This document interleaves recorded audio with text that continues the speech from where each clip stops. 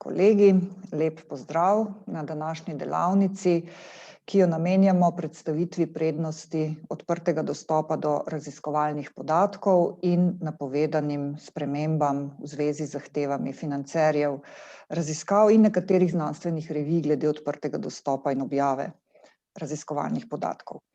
Danes smo povabili strokovnjakinje in strokovnjaka, ki nam bodo predstavili 3 najpomembnejše nacionalne raziskovalne infrastrukture, in sicer Arhiv družboslovnih podatkov, Clarin in Dariah.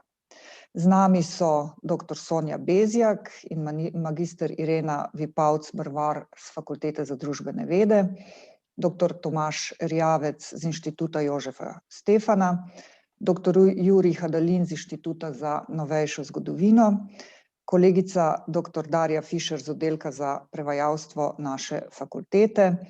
Na začetku pa nam bo naša strokovna sodelavka Znanstveno-raziskovalnega inštituta, kolegica Ema Karo, predstavila prednosti odprtega dostopa do raziskovalnih podatkov in zahteve javnih financerjev.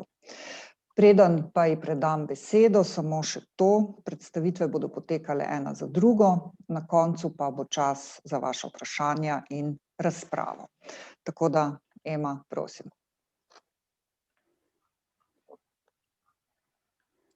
Ema, še moraš si glas. Mikrofon. Se opravičujem. Lepo pozdravljeni še v mojem imenu.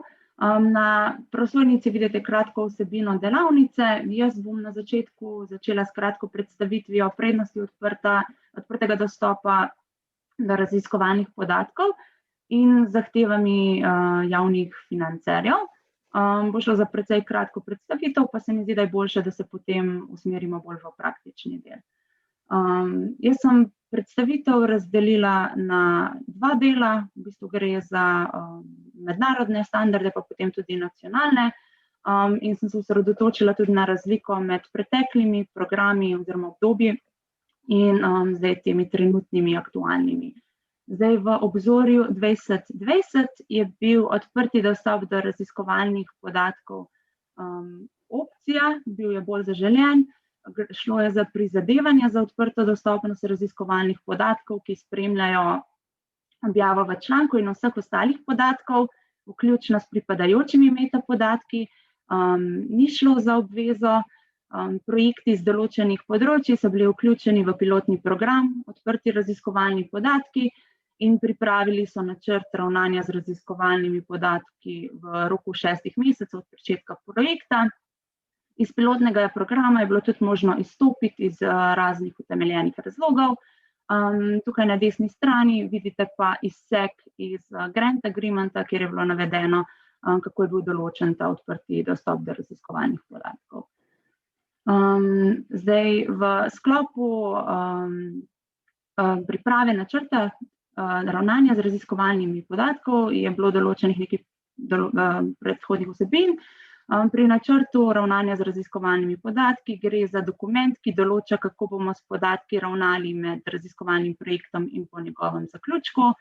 Osnutek se pripravi že v sami fazi priprave prijavne vloge, da se potem lahko ustrezno nameni sredstva za ravnanje z raziskovalnimi podatki in da se jih dodeli v proračunu. Priprava je potem v roku, ki ga določi sam financer. Osvežitev pa seveda ob spremembah načrta in potem končna različica ob zaključnem pregledu. Financerji sami podajo smernice za pripravo oziroma predpišejo format, dostikrat je to tudi del samega grant agreementa oziroma teh osnutkov, ki so pripravljeni vnaprej. Obvezne vsebine pa bi vključevale naslov podatkov, opis podatkov, standarde in metapodatke, način deljenja podatkov, pa potem še informacije o arhiviranju in dolgotrajnem digitalnem ohranjanju. Zdaj v obzorju Evropa je ta opcijskost zdaj obveza. V osnutku General Model Grant Agreement, ki je bil objavljen 25.2.2021, so že v bistvu navedene obveze financerja, kar pomeni oblikovati načrt ravnanja z raziskovalnimi podatki ter ga redno in v rokih posodabljati, deponirati raziskovalne podatke v zaupanja vredne repozitorije, čim prej zagotoviti odprti dostop do deponiranih podatkov po principu odprto, kolikor je mogoče, zaprto, kolikor je potrebno. Možne so sicer kakšne izjeme zaradi etičnih in pravnih vprašanj, ki jih je treba utemeljiti in obrazložiti. Potem je tudi obveza, da je treba preko repozitorija zagotoviti informacije o kakršnihkoli rezultatih raziskav ali drugih orodjih in instrumentih, ki so potrebni za ponovno uporabo ali potrjevanje podatkov. Metapodatki o deponiranih podatkih morajo biti odprti v skladu z načeli FAIR, torej morajo biti podatki, ki jih je mogoče najti, so dostopni, povezljivi in se lahko ponovno uporabijo in vsebovati naslednje podatke o samem naboru podatkov, se pravi opis, datum deponiranja, avtorji, kraj, embargo, če gre za to za financiranje Obzorja Evropa ali Euratom, potem navedba naslova in akronima projekta ter številka pogodbe, navedeni morajo biti licenčni pogoji in identifikatorji nabora podatkov. Ker je primerno, morajo metapodatki vključevati tudi trajne identifikatorje povezanih publikacij in drugih rezultatov raziskav. Zdaj, kar se tiče nacionalne strategije oziroma nacionalnih pravil, ki se tičejo zagotavljanja odprtega dostopa do raziskovalnih podatkov, je tako, da je bilo z januarjem 2021 zahteva o popolnem in takojšnjem odprtem dostopu do publikacij financiranih z javnimi in nepovratnimi sredstvi že objavljena. Zahteva sicer še ni razširjena na raziskovalne podatke.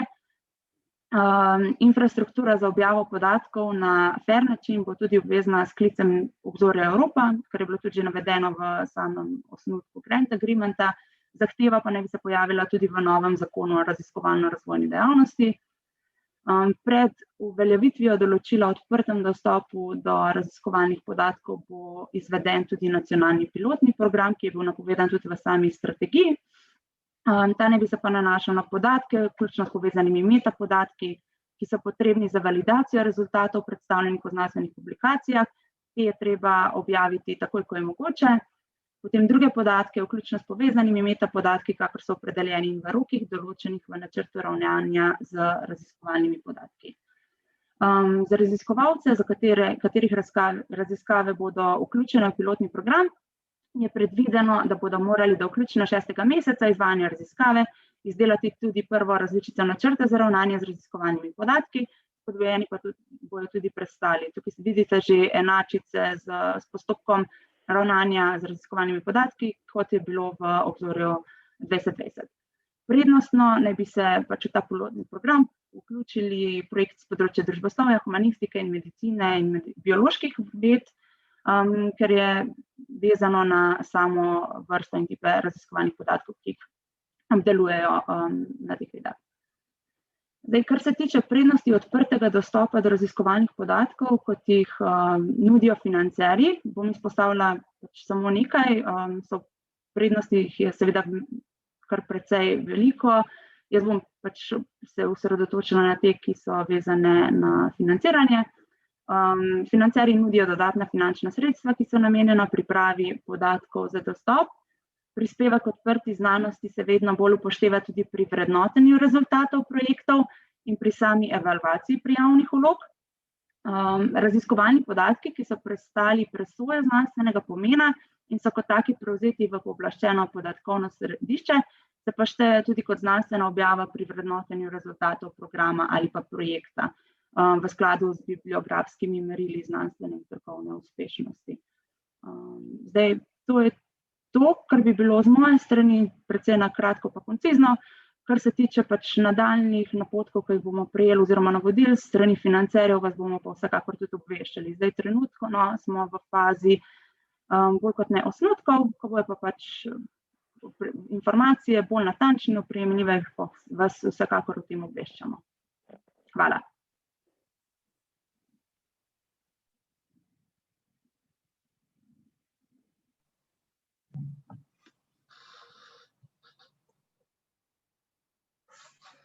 Hvala lepa, lahko potem kar jaz nadaljujem z predstavitvijo.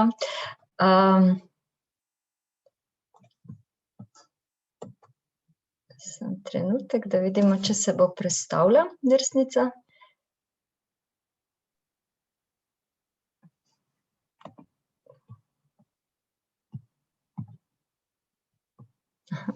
Zdaj pa bo. Torej, moje ime je Sonja Bezjak, prihajam iz Arhiva družboslovnih podatkov, kjer sem zaposlena od leta 2012 in v bistvu skrbim za širitev kataloga torej družboslovnih podatkov. To pomeni, da sodelujem z raziskovalci pri odločanju, ali bodo podatke pri nas objavili ali ne, pa tudi za področje izobraževanja in usposabljanja. Pri nas izvajamo kar nekaj seminarjev, zdaj seveda spletnih, tako da vas vabim, da se prijavite pri nas tudi na novice, pa boste se lahko tudi udeležili kakšnega usposabljanja. Zdaj, ker nam je čas skopo odmerjen, bi samo na kratko izpostavila nekaj ključnih vprašanj, za katere na podlagi izkušenj ocenjujemo, da so, bom rekla, nekako še nejasna med raziskovalci, so pa zelo pomembna zato, da lahko sploh peljemo neke pogovore o tem, kaj bi bilo smiselno objaviti oziroma arhivirati. Zdaj, to so vprašanja, kaj sploh so raziskovalni podatki, da obstajajo različni dostopi do raziskovalnih podatkov, da obstaja tudi krajina različnih podatkovnih repozitorijev, ki ponujajo različne storitve, in pa da je arhiviranje samo en vidik, bom rekla, obdelave podatkov, s katerim lahko ali pa tudi ne pridemo do objave podatkov. Torej, to je nekako namen moje kratke predstavitve danes. Zdaj, malo se zatika s premikanjem drsnic. Ne vem, kaj je krivo. Okay.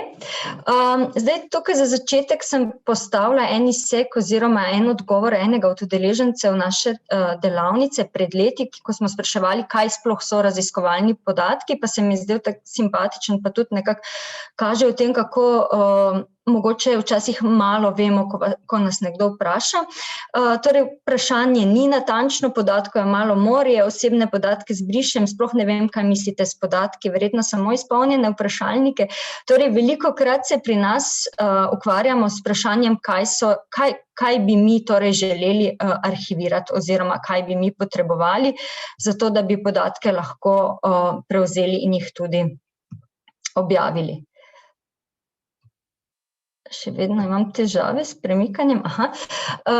Zdaj, torej, na vprašanje, kaj so raziskovalni podatki, smo dobili odgovore tudi v okviru enega večjega projekta, ki smo ga pred leti izvajali. 21 intervjujev smo naredili z raziskovalci z različnih področji in izkazalo se je, da seveda so podatki lahko raznorazni, torej od numeričnih podatkov do anketnih intervjujev, dnevniških zapisov, delovnih poročil, slike, grafi, risbe, besedila, pisna gradiva, statistični letopisi in tako naprej. Zdaj, če bi vas vprašala, bi verjetno ta seznam morali še dopolniti, še zlasti pri vas, ko imate veliko različnih področij na fakulteti. Zdaj, tako na grobo, če bi povzela, pa lahko rečemo, da se podatki seveda razlikujejo po nastanku, s kakšno metodo smo jih pridobili, potem tudi po načinu hrambe, v kakšnem formatu jih hranimo, ali to PDF, Excel, Word, kaj drugega, seveda po prikazu, kako jih prikazujemo, torej, in pa seveda tudi na področje. Zdaj, jaz prihajam iz Arhiva družboslovnih podatkov, to pomeni, nas seveda zanimajo družboslovni podatki. To samo toliko za začetek, da mogoče tudi sami razmislite, kaj je tisto, kar torej pri vas predstavlja raziskovalni podatek.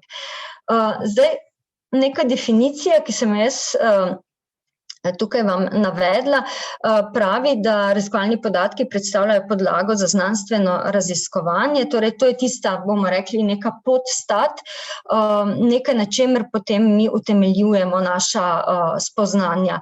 V nacionalni strategiji odprtega dostopa do znanstvenih objav in raziskovalnih podatkov pa so dali še en poudarek, in sicer, da so podatki digitalno berljivi zapisi o dejstvih. Torej, v digitalni dobi je seveda zelo pomembno, da je do teh podatkov mogoče dostopati preko spleta, in da je to seveda na nek enostaven način. Zdaj, če gremo naprej.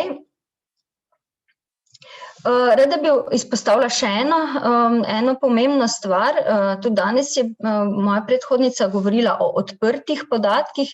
Zdaj, definicija odprtih podatkov je, da lahko do njih prosto dostopamo in da njihova raba v nekem idealnem primeru sploh ni omejena.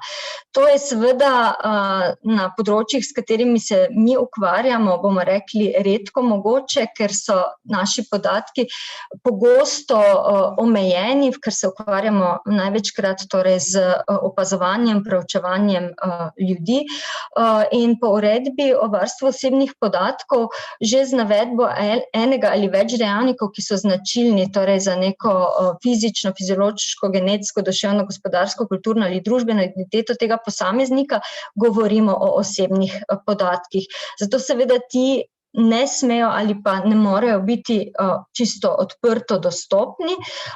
To pa še ne pomeni, da do njih se ne da dostopati oziroma da jih ni mogoče objaviti.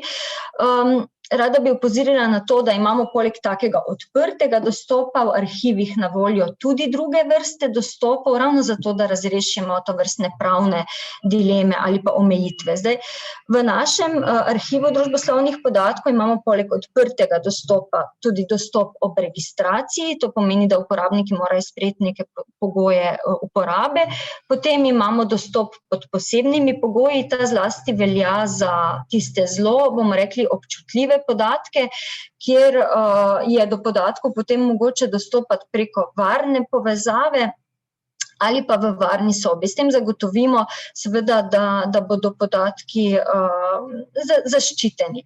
Zdaj, omejen režim dostopa je seveda spet samo en ukrep, za več ukrepov pa moramo raziskovalci sami poskrbeti že v fazi, ko v bistvu zbiramo podatke, da pridobimo soglasje udeležencev, da podatke, preden jih obdelujemo, anonimiziramo, psevdonimiziramo ali kako drugače zaščitimo. Zdaj, seveda obstaja več podatkovnih repozitorijev in tako kot je tudi Ema že pred mano povedala, financer, torej Obzorje Evropa nekako priporoča oziroma mogoče celo zapoveduje, da se najprej podatke v arhiviranje in objavo ponudi zaupanja vrednem področnem repozitoriju.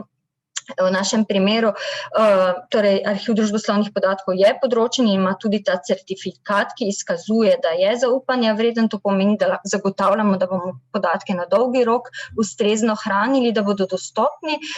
Poleg takih repozitorijev, kot je arhiv, Clarin in pa Daraja, o kateri bomo danes še govorili, pa obstajajo tudi institucionalni repozitoriji, ti so bolj splošni, recimo to bi bil repozitorij Univerze v Ljubljani, ki je namenjen za tiste podatke, ki jih ni mogoče ponuditi nek področni repozitorij, ker tak sploh ne obstaja, torej ki so na nek način, lahko rečemo, osiroteli, ali pa obstajajo tudi neki splošni repozitoriji, kot je Zenodo ali Figshare, kjer želimo res na hitro samo nekaj začasno mogoče ohraniti, ker nima neke take vrednosti, da bi to veljalo hraniti na dolgi rok. Zdaj, kar je še pomembno v področnih repozitorijih, po čem se mi razlikujemo od drugih repozitorijev, je, da torej skrbimo za dolgotrajno ohranjanje podatkov, da ponudimo nek stalni identifikator digitalnega objekta, ta omogoča, da je podatke mogoče tudi citirati in pa da vam lahko rečemo tudi na vsakem koraku ponujamo neko podporo kot strokovnjaki, ki poznamo postopek arhiviranja. Ker na primer v nekem splošnem repozitoriju ste bolj ali manj prepuščeni sami sebi, da sami opravite ta del, v takih arhivih imate pa na voljo torej strokovnjake za posvetovanje.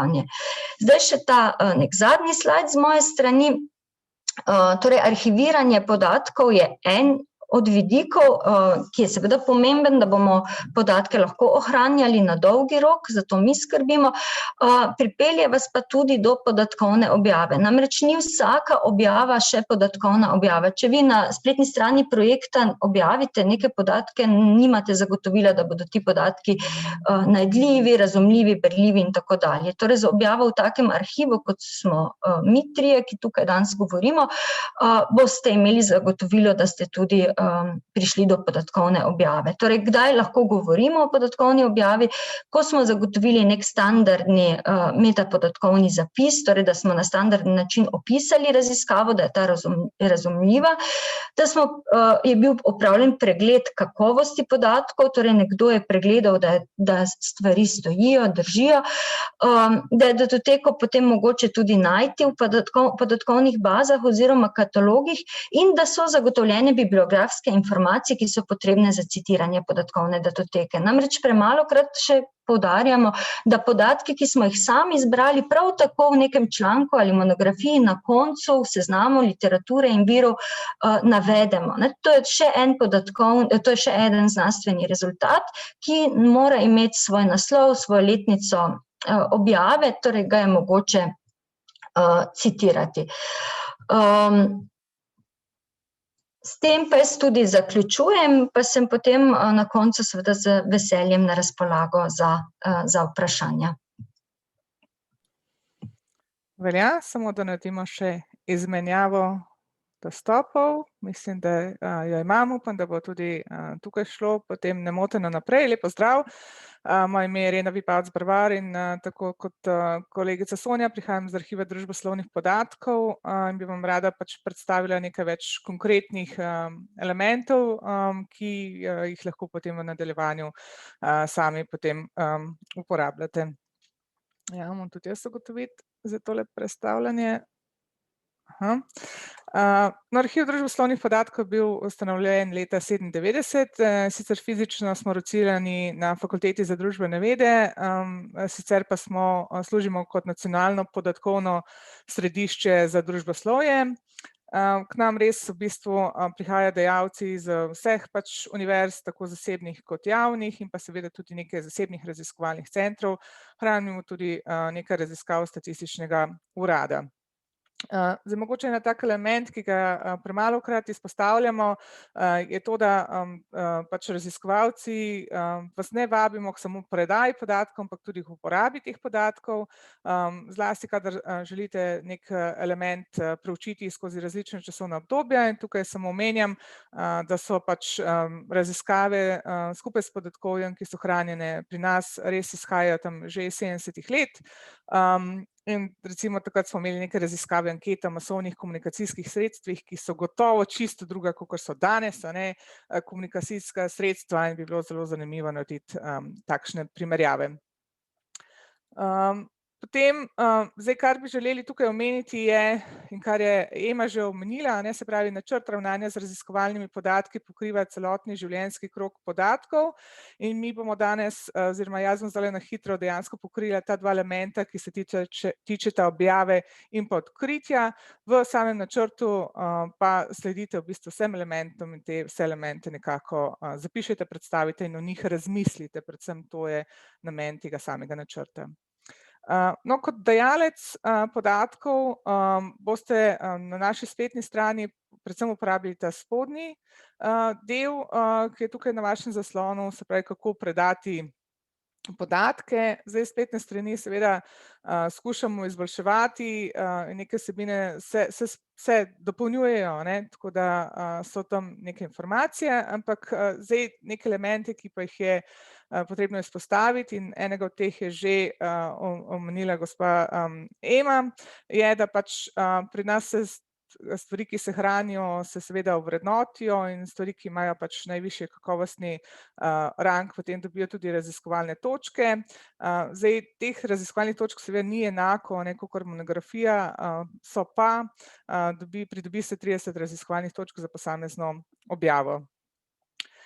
Seveda sam arhiv ima uveljavljen pristop digitalnega skrbništva, ki ga je tudi omenjala že Sonja, in kar je zelo res pomembno je to, da omogočamo dostop do teh podatkov, ne samo hrambe, da pač lahko sledite načelom FAIR. Zdaj, če ta izraz še niste slišali, do danes ga boste prav gotovo, kar se zelo velikokrat uporablja. Se pravi, da so podatki dejansko najdljivi, ne samo, da so dostopni kjerkoli na netu, da jih lahko do njih dostopamo da jih lahko uporabljamo z različnimi orodji, ne samo s tistim orodjem, ki ste ga uporabljali za samo zbiranje podatkov, in pa seveda, da omogočamo njihovo ponovno uporabo s temi elementi. Zdaj, pri samem postopku predaje sem nekako skušala na kratko povzeti elemente, s katerimi se srečujemo, ampak gre nekako takole, ne. Vi kot raziskovalec bodisi evidentirate raziskavo preko nekih obrazcev, ki jih imamo na spletni strani, bodisi pač stopite v kontakt z nami in pač govorimo o tem, da vemo, da je neka raziskava pač dostopna. V nadaljevanju se seveda dogovorimo za sestanek in tukaj imamo to predprevzemno stopnjo, kjer se pač pogovorimo o etičnih in pravnih vidikih in pa seveda tudi potem o vseh o urejenosti gradiv, kako mora biti te gradiva pač urejena in kakšni so potem v nadaljevanju postopki predaje. To je nek tak sestanek, v katerem neke stvari mogoče še malo predebatiramo, neke nerešene elemente, ne. Seveda potem sama predaja vključuje nekako te 4 elemente, se pravi, podpisana mora biti izjava o izročitvi, s katerim nekako dajete nam pač to dovoljenje, da gradivo vaše ohranimo in distribuiramo. Potem pač preda se urejena podatkovna datoteka, izpolni se opis raziskave in pa predajo se pač spremna gradiva, kot so recimo vprašalniki, somarniki, poročila, pač odvisno od tega, kakšen tip raziskovanja je bil tukaj narejen. Zdaj v tej fazi ADP pregleda prejeto gradivo, seveda pač preveri tudi, ali je potrebna določena dodatna nadgradnja predanega gradiva, zlasti za potrebe anonimizacije in predlaga raziskovalcu, kolikor je pač ta potreba nastala. Seveda stvari ustrezno uredi in pripravi za hrambo in pa drugo rabo. Zdaj v tej fazi tudi arhiv in dajalec skupaj dorečeta vsebino opisa raziskave, včasih se pač neka izmenjava elektronske pošte tukaj zgodi, sledi objava raziskave s pripadajočimi gradivi in pa seveda, kar ne smemo pozabiti, to, da je treba te stvari tudi promovirati, ker samo to, da jih objavite v nek katalog, potem še ne zagotavlja tega, da bodo dejansko uporabniki tudi to uporabljali, ne. Tako da tako vi kot mi smo tukaj potem nekako zadolženi za to, da se ta promocija izvede. Mogoče samo tako na hitro še omenimo, kaj v tej opisu raziskave se opiše. Zdaj te elemente, ki jih tukaj vidite, so zelo podobni tem elementom, ki jih je že prej na začetku Ema predstavljala, ki so del načrta raziskovanja, ne. Tako da kar mi večkrat poudarjamo, je to, da če imate vi načrt ustrezno pripravljen, potem stvari dejansko samo prenesete, a ne. Naj tudi omenim, recimo v rubriki teh metodoloških elementov imamo mi že precej polj z kontroliranimi besedišči in lahko samo izberete pač nek tip, recimo vzorčenja ali pa ne vem, načinjanja zbiranja podatkov, ni potrebno zelo dolgo razmišljanje o tem, kaj natančno ste v bistvu dejansko naredili, a ne. Ampak vse ti elementi so neki elementi, ki spadajo potem tudi k različnim objavam, ki jih sami naredite v nadaljevanju. Mogoče na hitro samo še povemo, da kot smo rekli, ena rubrika je ta pač objava, drugi element arhiva je pa seveda kako pač uporaba podatkov, a ne. In tukaj so različne možnosti, zdaj neke elemente seveda lahko uporabljate prek spletne strani, potem pa lahko prek spletne strani pridete do teh opisov, a ne, ki ste jih raziskovalci predhodno pripravili, vidimo, da tukaj imamo več nekih lističev z posameznimi vsebinami in imamo tudi neko rubriko predlog citiranja, ki pa se seveda potem prilagodi glede na recimo posamezno fakulteto ali pa zahteve objave v posamezni reviji. Seveda lahko posameznik sname dol celoten opis, a ne, skupaj s frekvencami posameznih spremljivk in lahko te stvari pogleda tudi kasneje. Lahko pa pač uporablja tudi spletni vmesnik Nestar, kjer lahko se še nekoliko več neposredno igra z podatki, se pravi, lahko naredi pregled podatkov in pa ostalega gradiva, lahko pa izvede pač tudi že neke spletne analize, da dobi nek občutek, kaj te raziskave noter vsebujejo. Zdaj, tovrstne gradiva je izredno res pomembno tudi v vašem pedagoškem procesu, in arhiv izvaja posamezna predavanja za vaše študente, ki se poslužujejo teh datotek, kot takih. Kot rečeno, pri vsem skupaj je zelo pomembno res, da razmislite o samem načrtu. Tukaj je ena povezava na slovenski prevod nabora vprašanj in pa do celotnega vodiča, ki je objavljen pač na spletni strani in kjer lahko posamezno rubriko dodatno pregledate in ugotovite, kaj so neki elementi, ki bi jih lahko naredili. Jaz bi se za zaključek samo še omenjala, da je arhiv, tako kot sta podobno Clarin pa Dariah, pač v bistvu nekako vključen v neko večjo evropsko skupnost, kar pa za vas kot raziskovalce pomeni, da imate tudi lažji dostop do mednarodnih in pa tujih baz podatkov. Zdaj, eden od možnih načinov dostopa do teh tujih podatkov je preko skupnega kataloga podatkovnih arhivov. Tukaj je mogoče en tak izrezek, kako lahko iščete, potem tudi pri katalogu izberete različne teme, tudi lahko izberete obdobje, preko katerega iščete, in s klikom na posamezni ta element dobite nekaj več informacij, nato pa nadaljujete, vas prenese v lokalni arhiv, kjer pač dobite konkretni dostop do podatkov. Dva taka elementa še v povezavi s CESDO. CESDA v bistvu pripravlja tudi kontrolirana besedišča. Zdaj, ta besedišča z strani raziskovalcev seveda se lahko uporabijo potem tudi pri nekih vaših klasifikacijah, ki jih delate, ali pa tudi v učnem procesu, kadar želite neke metode v bistvu dodatno upoštevati. Sami arhivi pa so tekom let zelo močno delali tudi na Evropskem družboslovnem tezavru, ki je tudi prosto dostopen in kateri vam kot raziskovalcem je lahko pomoč, kadar iščete neke ključne besede in tematike, preko katerih bi v bistvu iskali v mednarodnih bazah potem tudi gradiva. Toliko na hitro z moje strani, jaz bom tudi zdaj dala nazaj kontrolo in predajam besedo kolegom. Hvala.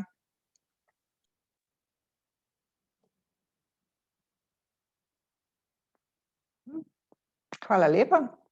Doktor Tomaža Erjavca bi prosila kot naslednjega.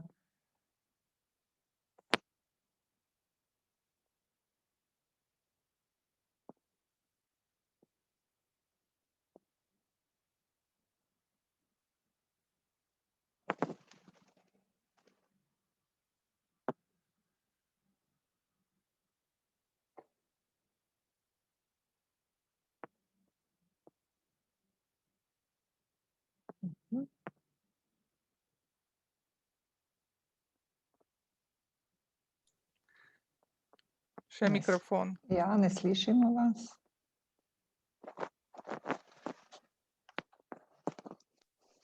Zdaj pa boljše, ne?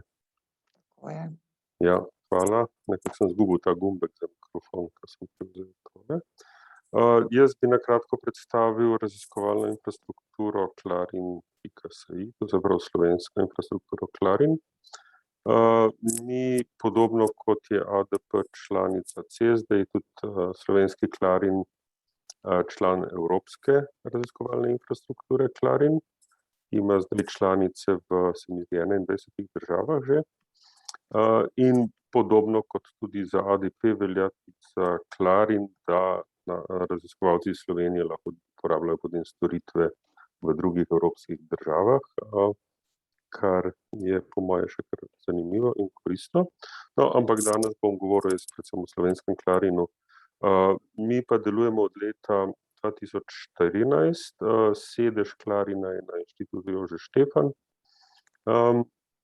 Je pa slovenski Clarin organiziran kot konzorcij, v katerem je 11 partnerjev, in kot vidite, so pač vse univerze, inštituti, 3 raziskovalni, tudi 2 podjetji imamo, pa ne nazadnje eno društvo in en zavod, Slovensko društvo za jezikovne tehnologije in pa Trudino.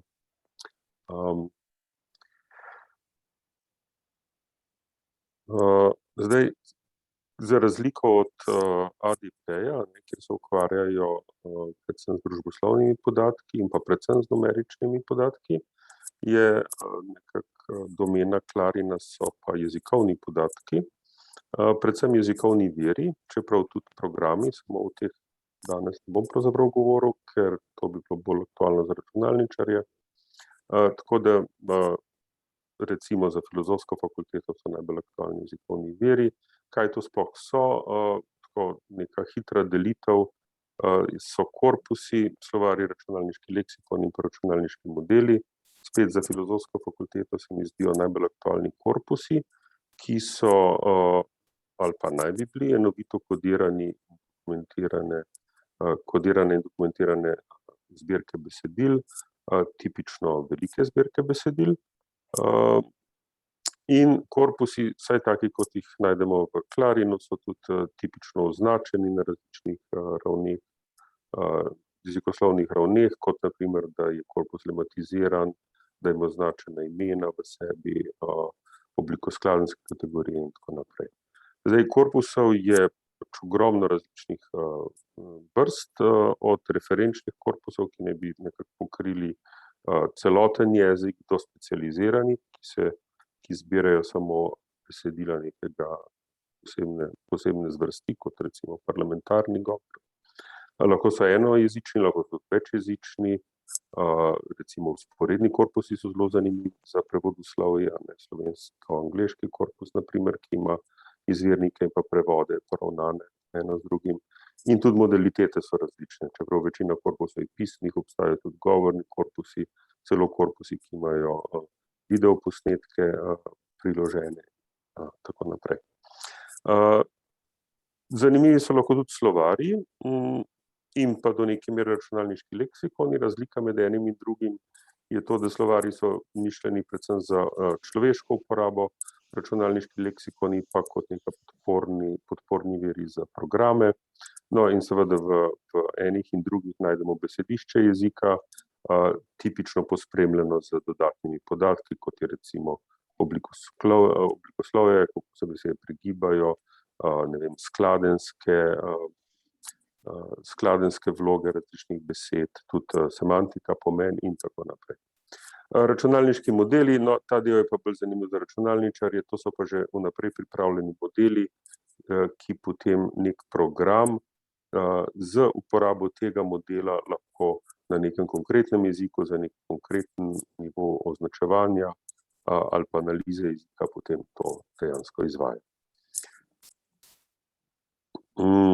Kje uporabljamo te jezikovne vire? Zdaj spet za filozofsko fakulteto je najbolj važna prva alineja tukaj, to se pravi za empirično podprte jezikoslovne raziskave, kjer pravzaprav raziskava ne poteka tako, da si mi, zamislimo nek problem ali pa predvsem neke primere, ampak te primere jemljemo iz realnih podatkov, prav tipično iz korpusov, in ker so ti korpusi veliki, bomo v njih tudi našli veliko primerov pač tega fenomena, ki nas zanima in lahko potem skozi to na neki empiriji osnovane zaključke naredimo potem. Zdaj, po eni strani na filozofski fakulteti v vaših jezikoslovnih raziskavah je seveda koristno uporabljati korpuse, po drugi strani se pa tudi dostikrat pojavljajo in projekti, doktorske dizertacije, kjer se pravzaprav korpus v okviru tega zdela in skozi to je pač Clarin tudi zanimiv kot repozitorij, v katerega lahko te podatke potem deponirate. Mi nismo samo za humanistiko, smo tudi za naravoslovje, predvsem za računalništvo. To je ta druga alineja, dosti stvari, ki jih ponujamo oziroma ki jih tudi najdete v repozitoriju, so zanimive predvsem za raziskave, pa tudi razvoj jezikovno-tehnoloških programov, zato ker glavna paradigma zadnjih 10-15 let je nadzorovano strojno učenje, kjer so sami programi precej ali pa do velike mere jezikovno neodvisni, vendar pa potrebujejo neke učne množice, na katerih se naučijo modela. in te učne množice bojo tipično ročno označene, kjer pa spet pridejo v zgodbo jezikoslovci, ker so tipično rabimo jezikoslovce, da bojo pravilno ročno označili korpuse. Seveda jezikovni viri niso kar za vse jezike isti, vsak jezik potrebuje svoje in nekako Clarin je bi rekel, najbolj koristna infrastruktura za dobiti te vire za slovenščino. Kaj pravzaprav ponujamo v okviru slovenskega Clarina? No, glavna storitev, podobno kot pri ADP-ju, je naš repozitorij, o katerem bom še kaj povedal. Druga stvar, ki je zelo zanimiva za jezikoslovce, so konkordančniki. To so spletni programi, s katerimi lahko korpuse potem tudi analiziramo. Ponujemo tudi druga spletna orodja, o katerih sedaj pravzaprav ne bi govoril. Je pa še kar pomembno, da ponujemo tudi podporo raziskavam. Pri nas imamo tako imenovani K-center oziroma center znanja Klasla, ki ponuja podporo za računalniško obdelavo južnoslovanskih jezikov, to zapravo ne samo slovenščina, ampak tudi hrvaščina, srbščina, makedonščina in tudi bolgarščina, kjer imamo na spletnih stranih neka pogosto zastavljena vprašanja in odgovore najne, pa tudi obstaja e-mail naslov, na katerega se lahko obrnete s svojimi vprašanji. In pa tudi zanimiva alineja je podpora razvoja jezikovnih virov in tehnologij, kjer Clarin ponuja tudi finančna sredstva za to, da po eni strani, da neki raziskovalci, ki imajo že svoje vire, so jih že naredili, pa bi jih radi deponirali, zato da te vire spravijo v obliko, da je primerna za deponiranje.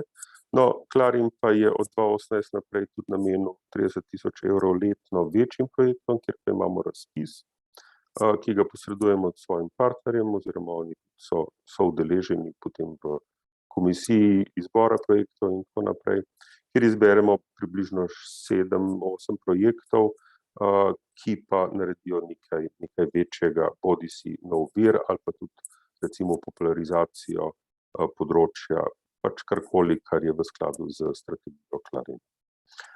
Nenazadnje podpiramo tudi dogodke, smo eni od soorganizatorjev konference jezikovne tehnologije in digitalna humanistika, ki se dogaja vsake 2 leti.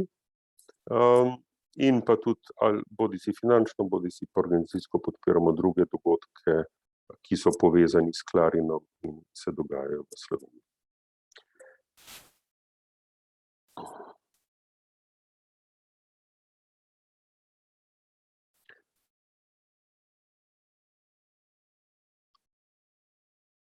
Par besed o pardon, to pa zdaj nekaj nekontrolirano skače.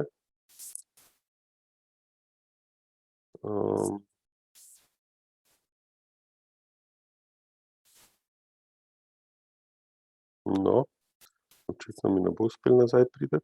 Bom vseeno sam povedal par stvari v naših konkordančnikih. Ponujemo 2 konkordančnika, ki sta pravzaprav ponujata iste korpuse, imata pa različni čelni del, to se pravi funkcije pa izgled je rahlo različen. Ponujamo pa skupaj, odvisno kako človek šteje, nekje od 50 do 100 korpusov, od tega velika večina slovenskih in kot rečeno, te konkordančniki potem ponujajo, se je pojavil spontano, ponujajo raznovrstne možnosti za analizo teh besedil, ki so v korpusih. Besedila so tipično opremljena z bogatimi metapodatki, kot rečeno tudi jezikoslovno analizirana in potem lahko s temi konkordančniki to tudi gledamo, izbiramo besedila glede na podane kriterije in tako naprej. Imamo tudi raznovrstne izpise, ne samo konkordance, tudi frekvenčne sezname, kolokacije, ključne besede in tako naprej. To se pravi kar zanimiva stvar za uporabo. Ne da se pa avtomatsko naložiti vaših korpusov, vendar pa, če imate zanimiv korpus, seveda lahko stopite v stik z nami in če je približno v primerni obliki in zanimiv še za koga, da mi lahko uvrstimo v nabor naših korpusov na teh konkordančnikih. Druga stvar, ki ki pa je tudi najbolj važna, je pa repozitorij. Pravzaprav vse, kar je bilo, skoraj vse, kar je bilo povedano za repozitorij ADP, velja tudi za repozitorij Clarin. Tudi mi imamo ta Core Trust Seal, z ADP-jem smo edini v Sloveniji, ki ga zaenkrat imamo. Smo certificiran kot Clarin Center B, pri čemer je treba reči, da ne obstaja še noben Center A znotraj Clarina. In ja, isto kot ADP, ponujemo stalno, varno, dolgotrajno hrambo jezikovnih virov, imamo stalne identifikatorje, če so viri prosto dostopni v smislu licence Creative Commons, kar jih tudi velika večina je, se ni treba prijaviti v repozitorij, zato da bi do vira prišli, se pa morate prijaviti za tiste bolj zaščitene vire ali pa če bi sami hoteli deponirati kaj v repozitoriju. Potem so pa še te razni dokumenti, ki predstavljajo neko, recimo, pravno osnovo o delovanju repozitorija, ki jih tudi imamo, in pa drugi agregatorji žanje naše metapodatke, da prav s tem nekako zagotavljamo ali pa saj spodbujamo najdljivost naših podatkov. Sami podatki so večinoma zapisani v formatu XML, ne nujno, vendar za večino jezikovnih podatkov je to zelo primeren format, zato je seveda treba imeti neka vsaj osnovna računalniška znanja, da vi lahko vaše podatke dejansko deponirate, oziroma da so primerni za deponirati. Imamo pa tudi dokumente o tem, kako naj izgledajo metapodatki in pa kako naj izgledajo sami podatki, da bojo primerni za deponiranje. In ne nazadnje seveda vam pa tudi lahko Clarin si oziroma prek e-maila pomagamo pri tem procesu. No, zakaj bi hoteli deponirati v repozitorij? To pravzaprav za vse repozitorije velja isto in ste že slišali. Preprečili boste, da se vaši podatki izgubijo, ko, ne vem, vaš računalnik gre v pokoj, lažje bodo najdljivi, ker je tudi nekaj kontrole na tem, kakšni podatki so, bojo tudi bolj ponovno uporabili, oziroma jih bojo lahko drugi uporabljali tudi na kakšnih drugih platformah. Dobite s tem lahko citate, če jih bo kdo uporabljal, in pa seveda spodbujate odprto znanost. Torej, s tem bi jaz zdaj končal in predal besedo naslednjemu govorcu. Hvala lepa. Hvala lepa. Besedo predajam dr. Juriju Hadalinu in dr. Darji Fišer, da nam predstavita še Daraja.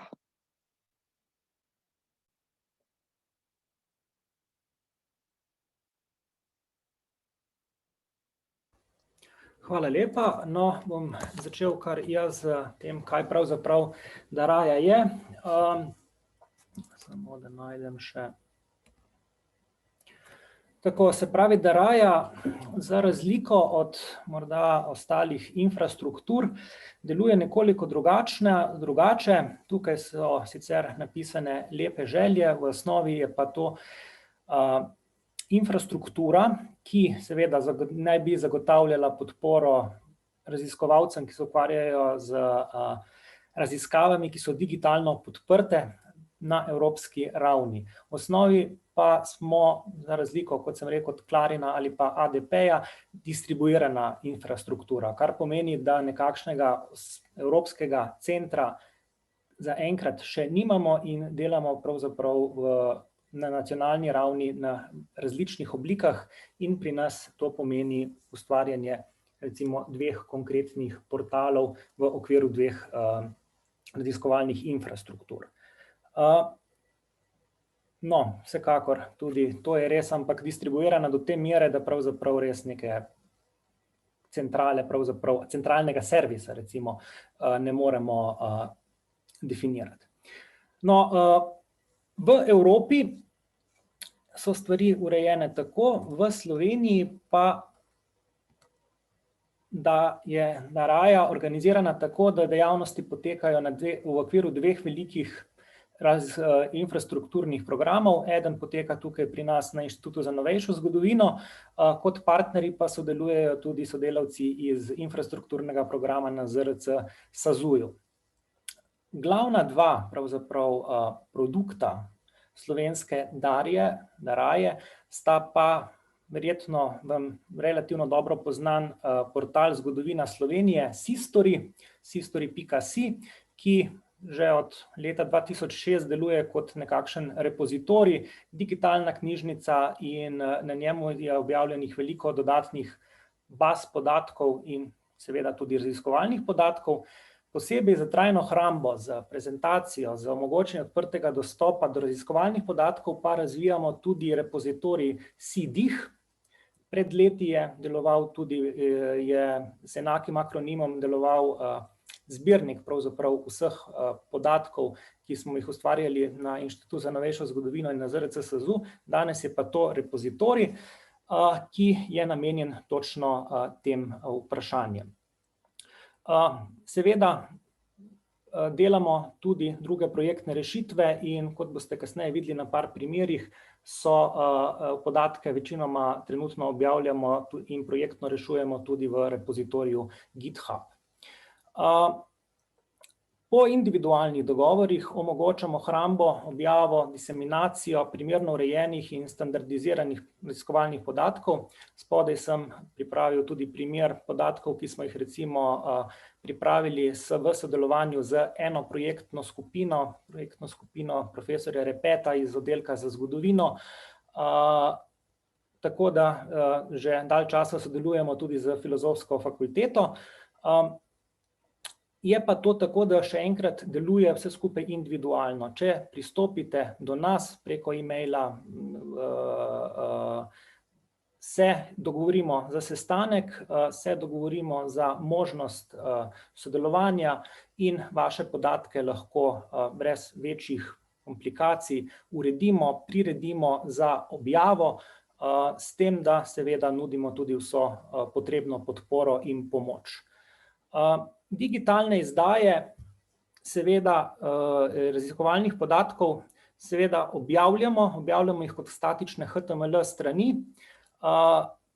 To je pač optimalno zaradi trajne hrambe, zaradi vzdrževanja, zaradi tega, da omogočimo trajni identifikator.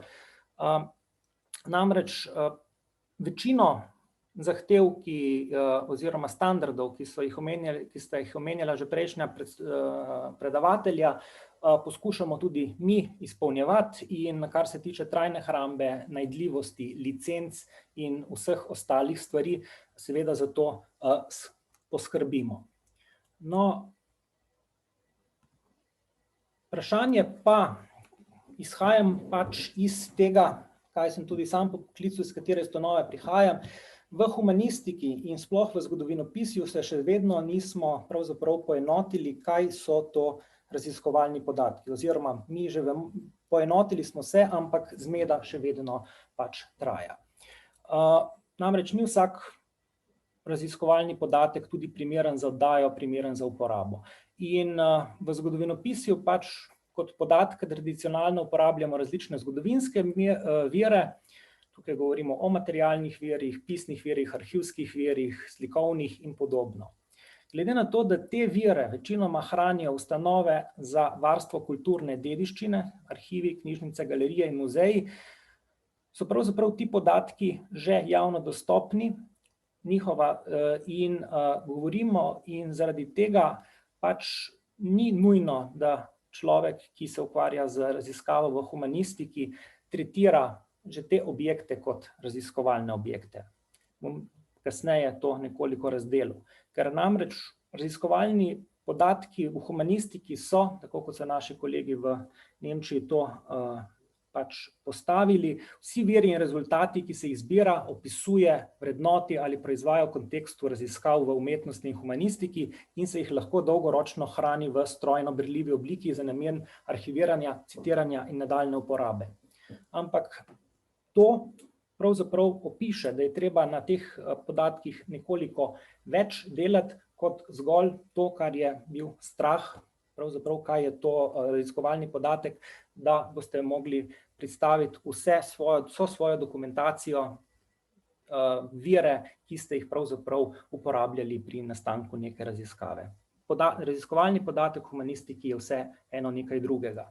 Namreč še vedno govorimo tukaj o uporabi različnih rokopisov, besedil, slik, posnetkov. Zdaj se pa pogosto uporablja njihove digitalne surogate, ki se jih dodatno obdela, vizualizira, označi, poveže in interpretira.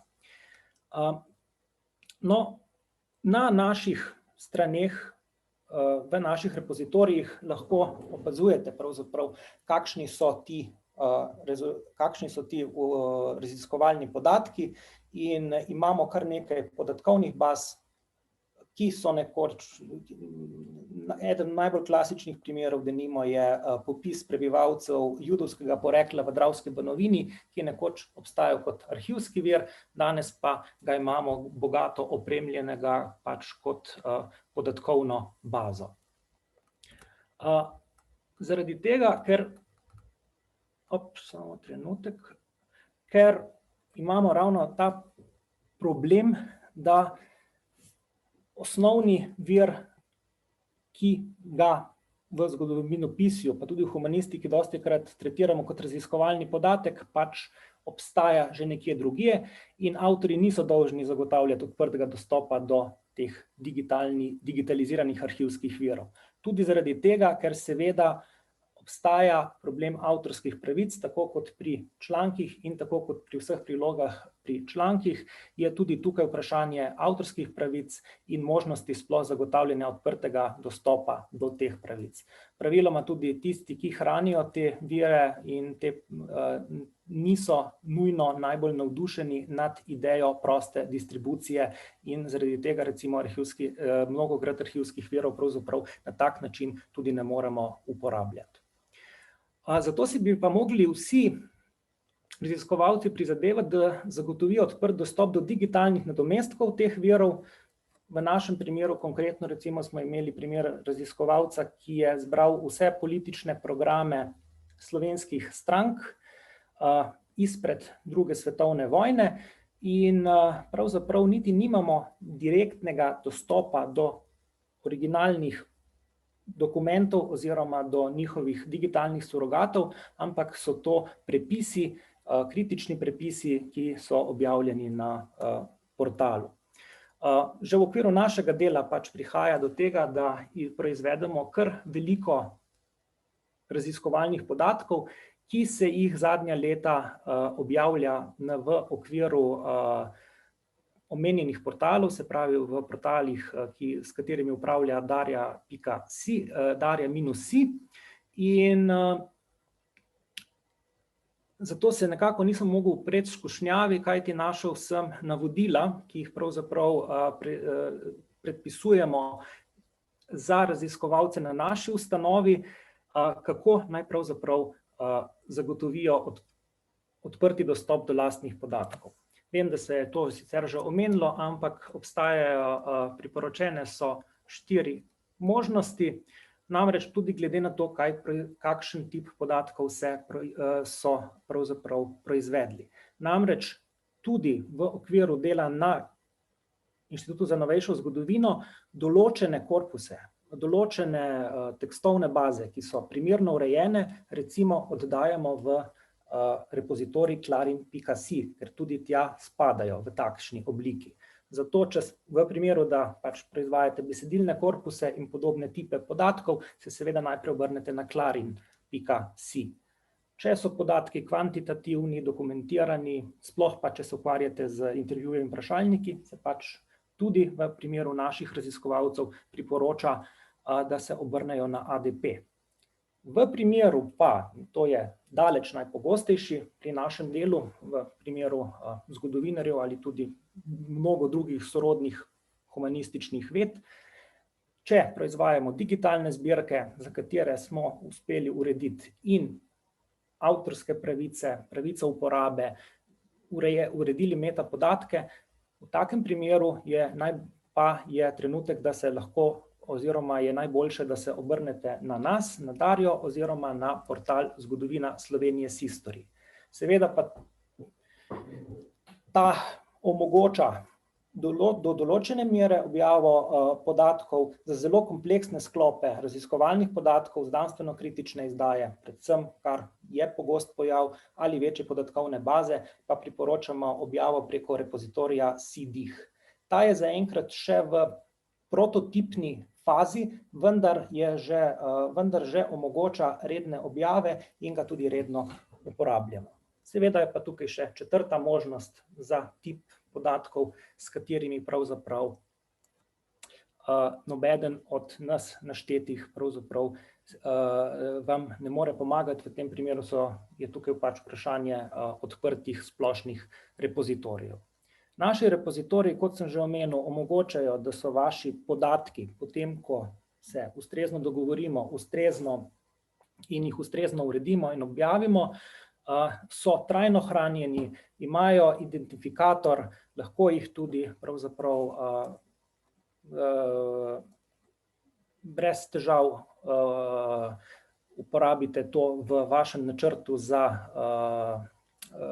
obravnavo podatkov. In da pravzaprav pokažem, kako stvar izgleda. Praktično, tukaj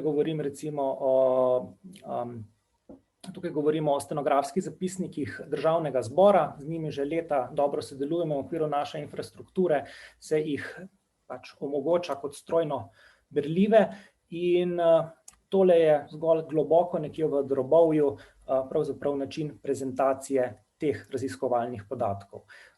Taki podatki seveda nastajajo v okviru večjih projektov, v okviru manjših projektov pa so lahko tudi drugačni. Tukaj recimo je primer dela tudi iz našega polja, kjer so sodelavci praktično prepisali in strojno uredili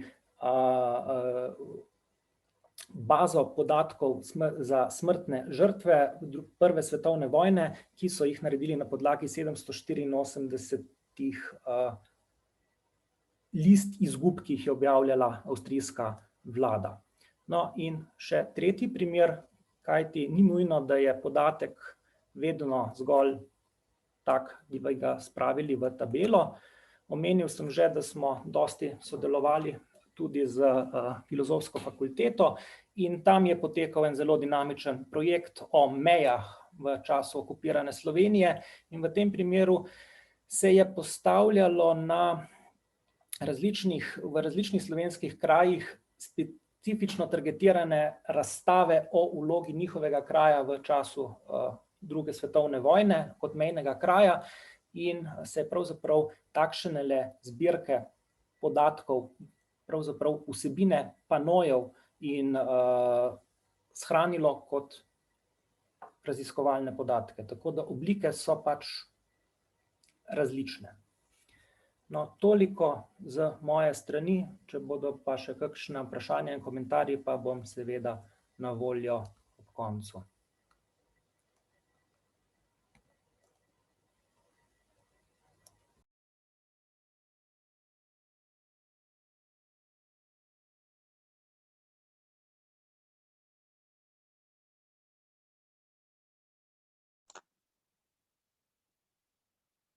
Hvala lepa.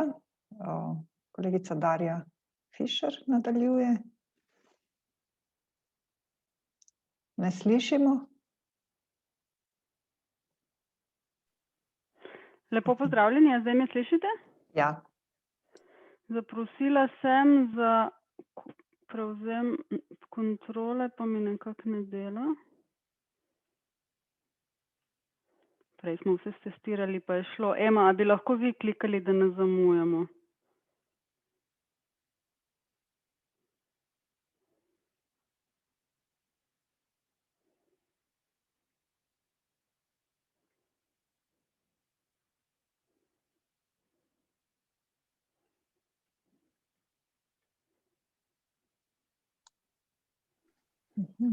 Očitno smo na koncu predstavitve.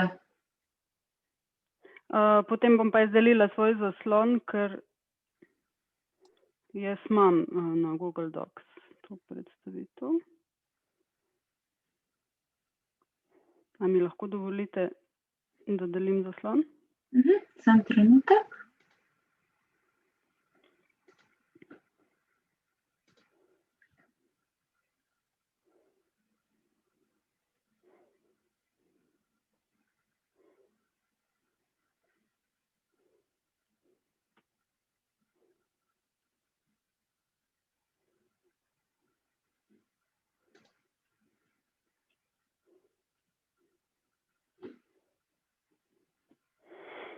A vidite našo skupno prezentacijo?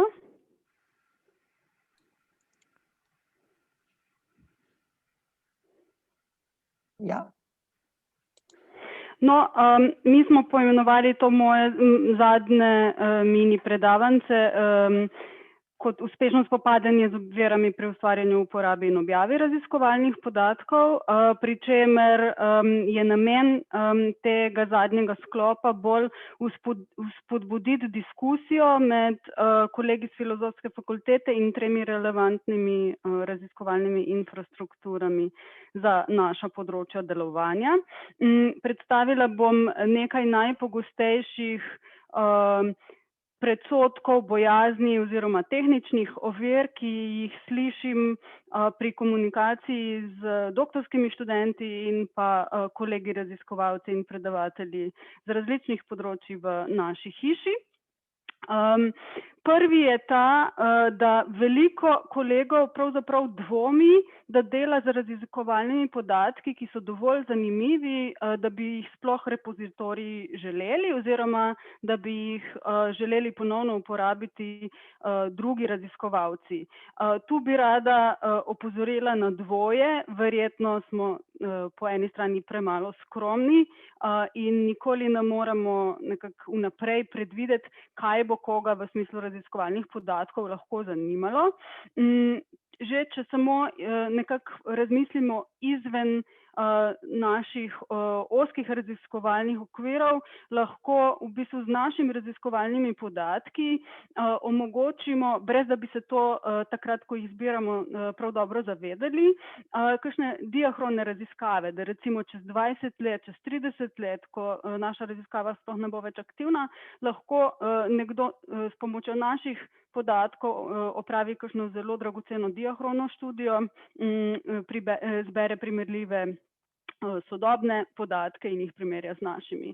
Lahko z našimi raziskovalnimi podatki spodbudimo ali pa omogočimo interdisciplinarne raziskave, ki sicer sploh ne bi nekako na njih sami pomislili, ker nikoli ne delamo s podatki iz drugih disciplin, ampak to je zdaj vedno bolj pogosto pripelje do res zanimivih raziskovalnih rezultatov in pa relativno enostavno, če so naši raziskovalni podatki v redu formatirani in deponirani na raznih repozitorijih za raziskovalne podatke. Tretja taka motivacija pa je, da nikoli ne vemo, tudi če se nam zdi, da smo zelo osamljeni v našem lokalnem okolju, in to se mi zdi, da pri nas na naši fakulteti pogosto smo, da se nam zdi, da smo edini, ki jih poznamo, da se ukvarjamo z nekim konkretnim področjem. Smo pa zelo zdaj mednarodno vpeti in s tem, ko raziskovalne podatke dajemo v repozitorije, jih zelo enostavno najdejo tudi kolegi iz tujine in čeprav recimo bi oni svojo raziskavo opravili in naredili zelo dobre publikacije na to temo, slovenščine ali pa slovenskih podatkov oziroma našega zornega kota nikoli ne bi vključili, zato ker se jim nikoli ne bi zdelo dovolj pomembno ali pa dragoceno ali pa sploh fizično, finančno možno teh podatkov za našo državo ali pa našo konkretno situacijo zbirati. Če pa jim to mi nekako omogočimo in oni lahko relativno enostavno pridejo do naših rezultatov, bodo pa naši rezultati uporabljeni tudi v teh raznih mednarodnih raziskavah. Potem druga stvar, ki sem jih pa želela nekako še z enim takim malo šaljivim grafom pokazati, je pa, da raziskovalni podatki niso nujno vedno samo zanimivi, da so tudi nezanimivi, a koristni raziskovalni podatki zelo, zelo dragocena stvar. Potem drug predsodek, s katerim se pogosto soočam pri pogovorih s kolegi, je ena taka bojazen, da zdaj pač on se zelo potrudi, a ne vsak, ki je kdaj raziskovalne podatke že spravljal na kup, ve, koliko je s tem dela, to traja več let, to je zelo dragocen vir in potem nekako takoj pojavi ena bojazen, da jaz, če zdaj te raziskovalne podatke objavim, namesto da bom jaz lahko na podlagi tega publiciral, bodo nekako prevzeli te moje podatke in hitro objavili moja konkurenca, da mi nekako onemogočijo, da bi sama publicirala na podlagi mojih raziskovalnih podatkov. Tu, čeprav verjetno neetične prakse v raziskovalni skupnosti tudi obstajajo, ampak to obstajajo neki mehanizmi, protokoli, kako se z temi stvarmi soočamo, ubadamo v skupnosti. Bi rekla, da vendarle v večini, če ostanemo v okvirih etičnih raziskovalnih praks, bi poudarila oziroma izpostavila neko tako prednost domačega igrišča, raziskovalca, ki svoje raziskovalne podatke zbira. Najprej imamo mi dostop do njih in lahko recimo temperamo objavo raziskovalnih podatkov tudi z ključno našo publikacijo, tako da bomo definitivno prvi publicirali. Druga stvar, ki bi jo rekla, da v bistvu najbolj te podatke najbolj intimno poznamo v detajlih, vse prednosti, vse pasti, tako da lahko tudi zelo kmalu, ko bodo kolegi raziskovalci šele naš dataset spoznavali, lahko mi že načrtujemo prihodne raziskave. Potem druga zelo pomembna točka, ki bi jo tu rada nekako naslovila, je, da v bistvu je raziskovalna skupnost in bi morala biti simbiotska. Že ko sem jaz sama delala doktorat, nisem začela na čisti nuli, kljub temu, da raziskovalnih infrastruktur še ni bilo, so vendarle že obstajali jezikovni viri mojih predhodnikov, ki so mi omogočili, da sem lahko nekako bistveno na višji stopnji začela, ne čisto od začetka, ampak recimo v fazi 3 in potem na podlagi virov, ki so že obstajali, je zgradila še bolj dragocen vir. S tem, ko dodajamo vsi skupaj košček po košček neke raziskovalne podatke v našo skupnost, našim zanamcem omogočamo, da se bodo ukvarjali z bistveno bolj kompleksnimi raziskovalnimi vprašanji in s tem tudi nekako napredovali našo disciplino. Tretji vidik, zakaj je pametno deliti raziskovalne podatke, je pa ta, da verjetno se vsi zavedamo, da smo ljudje, tudi raziskovalci, tudi zelo uspešni raziskovalci, kljub temu, da se pozorno ukvarjamo z raziskovalnimi podatki, smo vendarle zmotljivi. In če raziskovalnih podatkov ne delimo z drugimi, je od nas odvisno, da te napake naletimo. Kar je pa težje, če podatke delimo z raziskovalno skupnostjo, nas lahko le-ta opozori na kakšne morebitne napake v podatkih, ki lahko vodi recimo v slabšo znanost ali pa celo se prevaja potem v kakšno slabo politiko. Za naprej, s tem se pa potem nekako prečisti, konsolidira skupnost, se napake odpravlja in potem vsi skupaj lahko delamo boljše delo. Tretja taka ključna bojazen, ki preprečuje raziskovalcem oddajo podatkov na repozitorij, je ta, da imajo razne pravne omejitve s podatki, ki jih v raziskavi uporabljajo. Tu moram poudariti velik pomen razmišljanja o raziskovalnih podatkih in njihovi objavi ob koncu projekta oziroma ko so podatki na voljo, že pri sami zasnovi projektne raziskave. Zato, ker če podatkov ne zberemo na pravilen način, potem se na koncu več teh problemov praktično nikoli v celoti ne da odpraviti. Ko delamo načrt za ravnanje s podatki, moramo nujno predvideti čas osebe, ki se bodo z razreševanjem tovrstnih ovir ukvarjale v toku projekta in primerno, skladno z zakonodajo, pridobile soglasje za uporabo. V kontekstu raziskav na Filozofski fakulteti gre za upoštevanje teh zakonskih določil Evropske unije GDPR in pa razreševanje avtorskih pravic. To so vse zamudna in netrivialna opravila, ampak jih je nujno vključiti v potek raziskave, če želimo potem podatke javno objaviti. Potem je pa seveda tudi en tak zoperen korak, ki je tudi duhamoren in zamuden, drag in tehnično lahko naporen, in sicer obdelava podatkov. Tu imamo v mislih predvsem postopke anonimizacije podatkov, ki potem preprečujejo razne etično nesporne prakse, objavo osebnih podatkov in tako naprej. Zdaj, vedno težimo k maksimalno odprtim raziskovalnim podatkom, ampak se pa zavedamo, da vseh se popolnoma odpreti ne da. Želimo pa jim pridobiti primerno licenco, zato da tudi, če niso odprto dostopni, so lahko dostopni do določenega kroga raziskovalcev, zato je tudi potrebno nekako se pozanimati, naštudirati in pripisati ustrezno licenco raziskovalnim podatkom tistega tipa, ki ne more zaradi lastnosti podatkov, ki jih vsebujejo, sploh nikoli biti popolnoma odprti. Velik problem, in tu se pa zdaj pomikamo k tehničnim oviram, ki številne raziskovalce v naši hiši velikokrat pestijo, je, da se jim zdi, da njihovih podatkov kolegi ali pa zanamci ne bodo razumeli. To je en tak res pomemben korak, in sicer tu se je nujno potrebno opremiti ali z znanjem, da sami naštudiramo te procese, ali če gre za nek ARRS projekt, kjer v projektu sodeluje več raziskovalcev, da zagotovimo tudi ustrezno tehnično ekspertizo v projektni ekipi, ali pa se obrnemo recimo na eno izmed raziskovalnih infrastruktur po tovrstno podporo, ali pa enostavno s pomočjo materialnih sredstev najamemo strokovnjaka, ki bo lahko to izpeljal. To so lahko tudi kakšni neodvisni raziskovalci, podjetja in tako naprej. Skratka, potrebno je razmisliti o tem, da raziskovalni podatki vsebujejo podatke, metapodatke o podatkih in pa vso spremno dokumentacijo, in šele tak paket je v bistvu celovit raziskovalni podatek.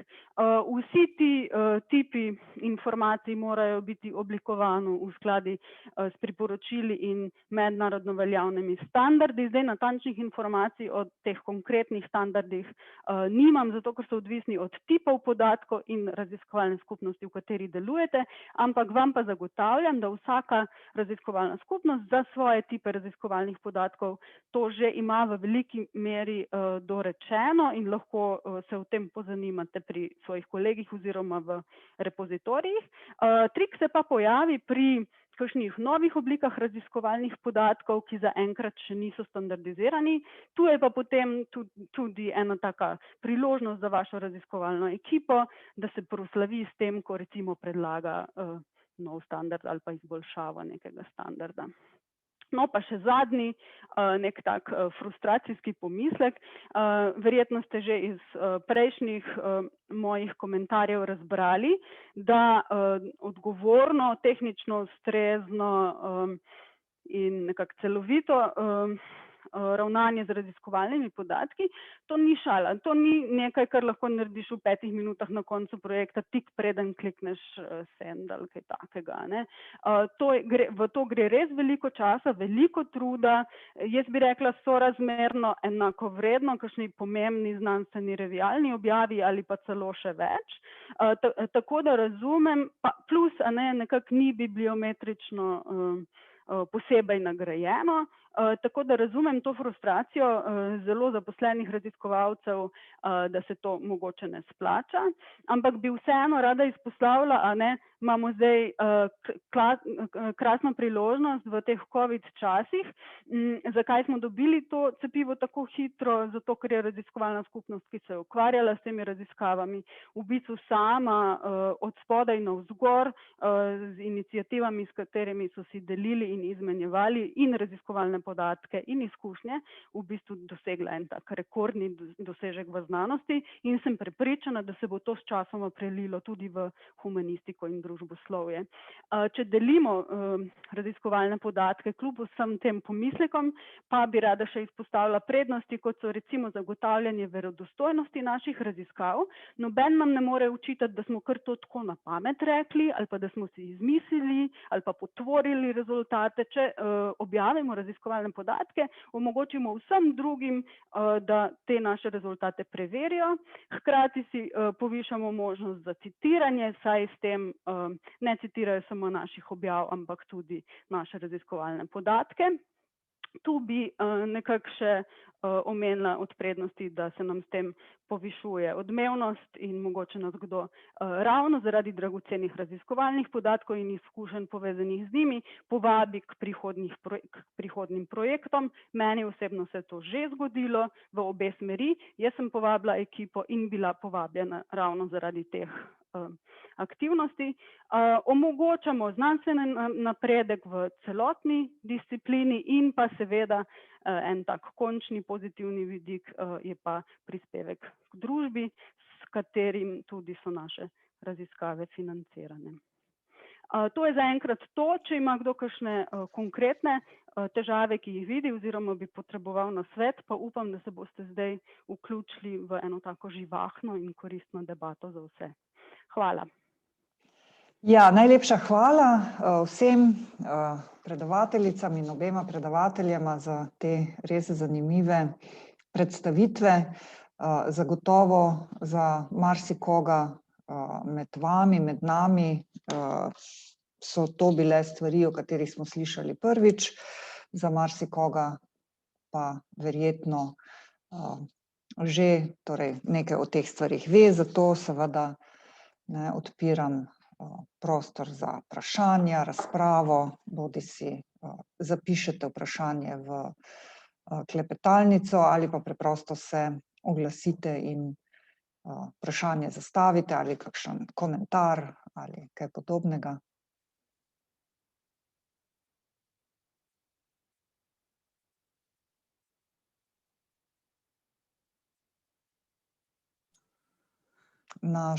Ta današnja delavnica, ste videli, je tudi snemana, tako da bo dostopna pod zavihkom Odprti dostop,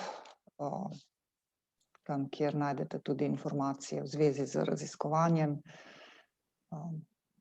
in našim znanstveno-raziskovalnim inštitutom. Imamo eno. Mogoče je samo tukaj še dodam eno čisto svežo informacijo. Na Fakulteti za družbene vede smo si prizadevali pripraviti nek pravilnik za raziskovalce v povezavi z načrtom ravnanja s podatki in predajo v objavo. In ravno včeraj je senat fakultete sprejel ta nov pravilnik, tako da zdaj raziskovanja, ki bojo narejena na naši fakulteti, bojo imela nekako to določilo, da je potrebno pripraviti načrt in pa objaviti podatke, kolikor je to mogoče. Verjetno tudi spremljate pravilnike, ki se dogajajo za doktorske študije. Tudi tukaj bo nekaj spremembe z jesenjo. Tudi Univerza v Ljubljani je v sprejemanju novega pravilnika, ki bo za doktorske študente zahtevala pripravo načrta raziskovanja in tudi objavo podatkov pred samim zagovorom. Tako da tukaj so nekaj pravilniki že v sprejemanju. Ja, res je, hvala za ta poudarek. To bo novi pravilnik prinesel, verjetno že za študente vpisane naslednje študijsko leto. Jaz bi še dodala dve stvari. En je tak splošen komentar v povezavi predvsem z recimo to tematiko študentov. Trenutno v slovenskih repozitorijih raziskovalnih podatkov imamo zelo veliko raziskovalnih podatkov, ki še zdaleč niso do konca izčrpane v smislu raziskovalnega potenciala. Tako da bi vse nekako povabila, preden se lotite zbirati svojih lastnih novih raziskovalnih podatkov, da nujno preverite, ali so raziskovalni podatki, ki bi vam lahko pri raziskavi prišli prav, že slučajno na voljo in s tem prihranite ogromno enega časa. Včasih se da tudi nekoliko prilagoditi raziskovalno vprašanje, pa je potem takoj že kak raziskovalni podatek že uporaben, ni treba nujno vztrajati pri istem raziskovalnem vprašanju. Se pravi, ne želimo odvračati raziskovalne skupnosti, da delajo svoje nove, ampak da najprej preverijo, če slučajno že kaj uporabnega je na repozitorijih. Druga stvar pa bi bil poziv, mogoče znanstvenemu inštitutu, če si lahko to dovolim. Velikokrat sem bila sama v tej vlogi, pa tudi pri kolegih z področja jezikoslovnih raziskav. Imamo namreč veliko težav pri individualnem zagotavljanju neke razreševanju pravne podlage in pogrešamo pravno pomoč ljudi, ki bi se spoznali na to, da mi delamo v raziskovalnem smislu, da delamo z jezikovnimi podatki, pa bi pozvala znanstveni inštitut, če bi lahko tako pomoč recimo omogočil v prihodnje, da bi se raziskovalci lahko obrnili na znanstveni inštitut in nekako te pravne podlage pridobili s pomočjo inštituta, ne pa da se sami obračamo na razne pravnike v lastni mreži. To. Klara je dvignila roko, Klara Skubicer-Menc. Ja, pozdravljeni. Jaz prihajam iz vzgojno-izobraževalnega področja, pa me zanima, v katerih od teh repozitorijev je največ podatkov z področja izobraževalnih ved, oziroma kaj bi svetovali, v katere repozitorije najbolj smiselno hraniti podatke z naših raziskav.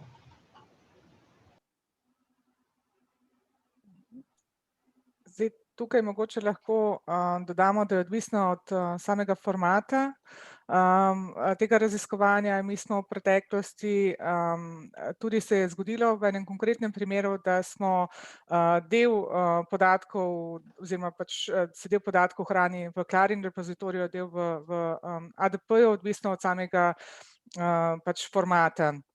Kadar gre za neke video in audio posnetke, pač ADP priporoča hrambo v drugih repozitorijih, ki so zato mogoče nekoliko bolj prilagojeni. Tako da odvisno od formata vašega, mislim, pač formata datotek in pa od tipa raziskovanja. Tako da v splošnem je težko reči, sigurno pa tematika verjetno pokriva enega, jo pokrijemo z enim od naših repozitorijev.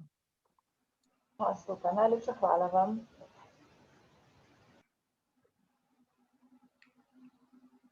Če se lahko še jaz oglasim, Ika Bartol, to, kar je Darja Fišer, nekako apelira na znanstveni inštitut, znanstveno-raziskovalni inštitut.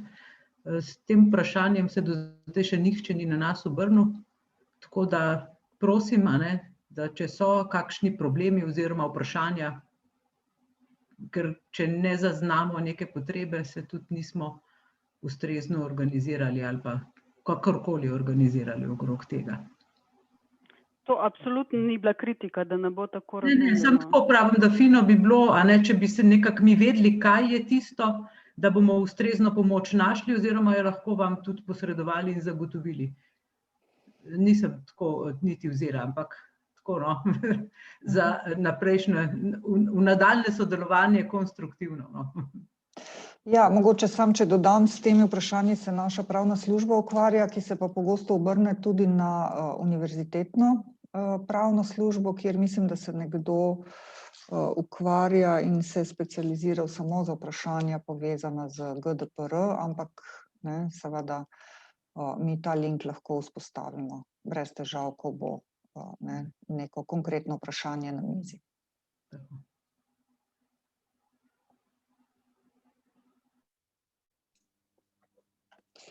Ne vidim več rok. Aha, Barbara, seveda, izvoli. Ja, pozdravljeni, Barbara Lampic, oddelka za geografijo. Mogoče bi pa jaz delila predvsem svojo izkušnjo, ki jo imam že z arhivom družboslovnih podatkov in pa s kolegicam na tisti strani. Mi smo se prvič srečali pred leti in glede na to, da geografi imamo malo drugačne podatke, ki so delno pridobljeni na terenu, delno z intervjuji, anketami, to je taka kombinacija, tudi prostorske podatke imamo. Jaz sem eno predajo naredila in tudi nekaj ravno zdaj pač končujemo drugo. Bi predvsem izpostavila, kako dejansko, mogoče prvič res težko, ampak kako dober servis ali pa podporna služba pravzaprav je nudena strani skupine kolegic na ADP-ju. Tudi jaz sem se poslužila storitve ali pa dobre volje ali pa usluge kolegice Irene, da je predstavila te podatke tudi študentom, predvsem magistrskega študija, predvsem zato, da bi začeli posegati po teh podatkih. To se mi zdi zelo pametno, da začnemo z mlajšo generacijo, ker mi smo že malo trdi pri teh stvareh, ampak že tudi, če samo ureješ te podatke, si potem tudi sam zvedal, pa začneš brskati tudi naprej. To je res en velik neizkoriščen potencial, ki ga danes gledam čisto drugače, kot sem ga pred 5 leti. Tako da bi pa res pohvalila kolegice na FDV-ju, mislim, res tukaj, če se kdo loti te predaje, in v sodelovanju z njimi je pač potem vse stvar kar dosti enostavna. Tako da bi jaz spodbujala, predvsem apeliram na raziskovalce na Filozofski fakulteti, da spodbujamo višje letnike in pa zdaj pa bomo morali sploh svoje doktorske študente tudi v to smer peljati. Tako da, hvala. Ja, hvala, Barbara, za to izkušnjo.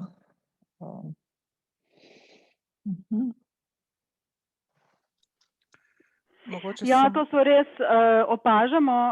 Tam, kjer so predstavitve raziskovalnih infrastruktur vključene v študijski proces, potem opažamo tudi bistveno večje kompetence študentov, ne samo pri svojem raziskovalnem delu, ampak tudi pri recimo citiranju raziskovalnih podatkov. Eno publikacijo smo pred kratkim naredili za področje jezikoslovja in te mlajše generacije vse adekvatno citirajo raziskovalne podatke.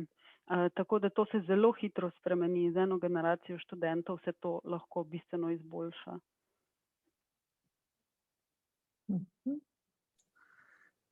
Jaz bi mogoče še tukaj dodala, ker je bil en komentar tudi v pogovoru. Seveda določene revije same predlagajo nekatere repozitorije. Zdaj znotraj pač projektov, ki smo jih izvajali v preteklem letu, skušamo sodelovati z slovenskimi družboslovnimi revijami in pripraviti priporočila za avtorje, kako stvari in kam oddajati. Bi pa samo dodala, da seveda za Nodo je zelo praktična in dostopna možnost, obenem pa dodajam, da za Nodo ne omogoča dolgotrajne hrambe, oni eksplicitno to navajajo, tako da in prav tako ni nobene uredniške vloge, tako da tam se zmeram pač nekako prepuščeni sami sebi v teh repozitorijih, ki so dejansko neko odložišče, ne pa potem sistematiziran pregled in dokumentacija.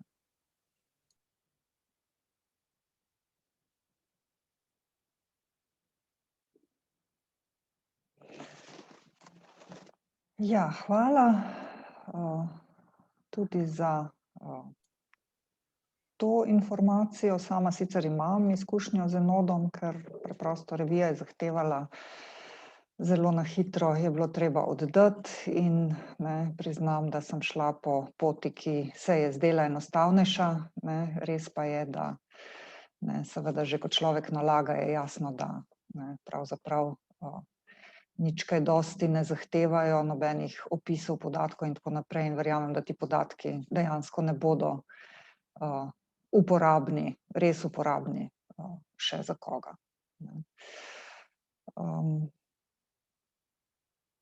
Dobro, zdaj, če smo nekako prišli do konca, bi se res še enkrat iskreno zahvalila vsem, ki ste se odzvali danes in bili pripravljeni deliti te izkušnje in to znanje, ki ga imate. Hvala tudi za to, da ste vsi ponudili možnost, da se raziskovalci seveda obrnejo na vas po pomoč, takrat, ko se bodo srečali s konkretnimi vprašanji in problemi. Vsem, ki ste se današnje delavnice udeležili, pa seveda tudi hvala, ker ste bili z nami in lep pozdrav do naslednjič. Vidim še eno samo moje povabilo, da je v četrtek v okviru odprte knjižnice, ki jo nekako gosti Centralna tehnična knjižnica, eno predavanje, ki ima vodja našega arhiva v povezavi z pripravo navodil za ravnanje z raziskovalnimi podatki, tako če koga to zanima, je zelo vabljen se pridružiti. Hvala lepa.